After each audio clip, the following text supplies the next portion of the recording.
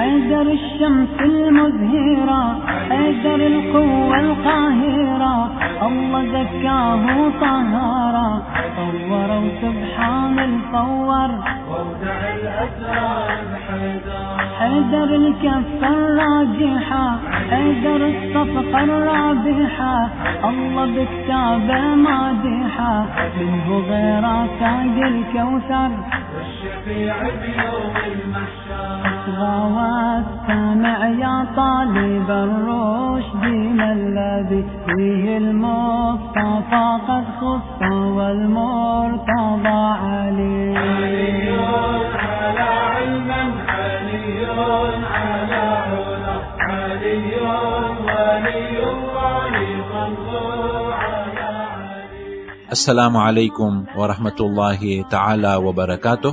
عزیزان محترم، غدیر خم નંદરમાં પૈગંબર ઇસ્લામ સલ્લલ્લાહુ અલૈહિ વસલ્લમનો જે મહાન ખુતબો હતો તે ખુતબાના સિલસિલામાં પૈગંબર ઇસ્લામ સલ્લલ્લાહુ અલૈહિ વસલ્લમ ફરમાવ્યું: ثم قال صلى الله عليه وسلم إني تارك فيكم الثقلين ما إن تمسكتم بهما لن تضلوا أبدا કે હું તમારી દરમિયાન બે ભારી વસ્તુ મૂકી જાઉં છું, અગર જો તમે તે બંનેને પકડી રાખ્યા તો હરગીજ તમે ગુમરાહ નહીં થાવ.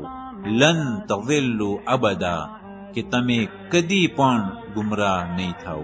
ફનાદા મુનાદિન બિઅબી અંત વ ઉમ્મી યા રસૂલલ્લાહ વમા થકલાન, તો એક મુનાદી સદા બલંદ કર્યો કે આય રસૂલલ્લાહ સલ્લલ્લાહુ અલૈહિ વસલ્લમ, મારા વાલિદૈન તમારા ઉપર કુરબાન થાય. થકલૈન શું છે? તો પૈગંબર સલ્લલ્લાહુ અલૈહિ વસલ્લમ જવાબ આપ્યો કે કિતાબ અલ્લાહ સબબુન, કે એ અલ્લાહ સુબહાનહુ વ તઆલાની કિતાબ છે, એવો વસીલો છે. તરફુન બિયદિલ્લાહ વ તરફુન બિઅયદીકુમ, કે એક તરફ એક ભાગ અલ્લાહની હાથમાં છે અને એક તરફ તમારી હાથમાં છે. ફતમસ્સકુ બિહી, તો તમે તે અલ્લાહ સુબહાનહુ વ તઆલાની કિતાબ કુરાન શરીફને પકડી રાખજો. વલ આખરુ ઇતરતી, અને બીજી ભારે વસ્તુ મારી અહેલે બેત છે અને આ અહેલે બેતને પણ પકડી રાખવાનું છે.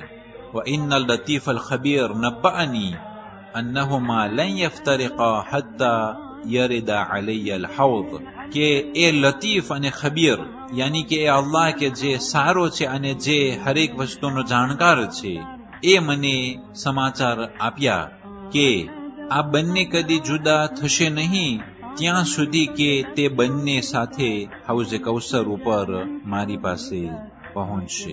આ બંને હૌઝે કૌસર સુધી મારી પાસે પહોંચશે, કદી પણ તેઓના વચમાં જુદાઈ નહીં હશે. યાની કે અહેલે બેત અને કુરાન હંમેશા સાથે ને સાથે જ હશે. અઝીઝાન મોહતરમ, એ જ લતીફ અને ખબીર પૈગંબર ઇસ્લામ સલ્લલ્લાહુ અલૈહિ વસલ્લમને તેની મોતના સમાચાર આપ્યો, એ જ લતીફ અને ખબીર સમાચાર આપ્યો છે કે આ બંને વસ્તુ વિખૂટા નહીં પડે. આ એક ઈશારો હતો કે જે ખુદાએ પૈગંબરને કહ્યું કે હવે નજીકમાં તું ઇન્તેકાલ પામીશ, એ જ ખુદાએ સમાચાર આપ્યા પૈગંબરને કે આ કુરાન શરીફ અને અહલે બેત કદી જુદા નહીં પડે. કહેવાનો મતલબ એ છે કે બંને સમાચાર, એક તો મુસલમાનની નજરમાં અમુક મહિનાઓમાં સાચું પડ્યું, તો આ બીજા સમાચાર શા માટે સાચું ન હોય? હકીકતમાં આ બીજા સમાચાર પણ સાચા છે અને જે પ્રમાણે પહેલા સમાચાર અમુક મહિનાઓના અંદરમાં જ સાબિત થઈ ગયું કે પૈગંબર સલ્લલ્લાહુ અલૈહિ વસલ્લમ 18 ઝિલહજના આ ખુતબો પડ્યા અને 28મી સફરના તે અલ્લાહને પ્યારા થયા.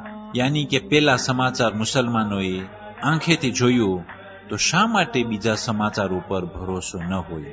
એટલા માટે અગર જો આટલા સમય પછી જે લોકોને આ સમાચાર ઉપર યકીન ન હોય કે આજે આ ખુતબો સાંભળી અને તે લોકોને યકીન થવું જોઈએ કે આ બીજા સમાચાર પણ સાચા છે, હક છે, અને કુરાન શરીફ અને તે માસૂમ ઇમામો કે જે 12 ગણતરીમાં છે તે લોકો કદી પણ જુદા પડ્યા જ નથી અને હૌઝે કૌસર સુધી કદી જુદા પડશે નહીં. અને આ જમાનામાં જે 12મા ઇમામ છે, જેને મહેંદી કહેવામાં આવે છે, અને જેને બીજા ધર્મોના અંદરમાં મોટા મેસી કહેવામાં આવે છે, અને હર દુનિયામાં કોઈ પણ એવો ધર્મ નથી કે જે કોઈ શખ્સિયતનો ઇંતજાર ન કરતા હોય. હરેક ધર્મમાં સર્વે એક શખ્સિયતના ઇંતજારમાં છે. તો આ શખ્સિયત એ મહેંદી છે કે જે 12મા છે,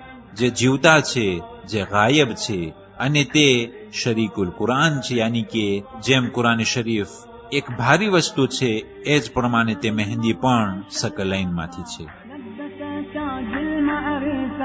يا بشر يقدر يوصفه يا هو من هالعالم يقدر يحصي فضل القائد حيدر الباري حببه ابدع العالم اوجبه واللي عاديه يعذبه الله سجر نار تسعر كل من تجلى الذي شق من الحب جنة خلدا وقد أعطى مفاتيحها علي على علما علي على علا علي ولي الله صلوا على 23 ઝિલહજ આજની તારીખોમાં 412 હિજરી સનમાં હઝરત મહેંદી સાહેબ ઝમાન અલૈહિસ્સલાતુ વસ્સલામ શેખ મુફીદને એક લેખિત વાર પત્ર અર્પણ કર્યા હતા. 23 ઝિલહજ આજની તારીખોમાં મફાતિઉલ જીનાનના લેખક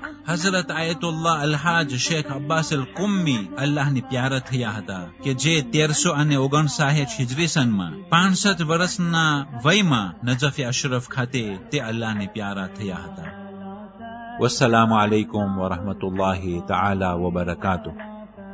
وسام عظيم لم ينله سوى علي على علم علي على علا علي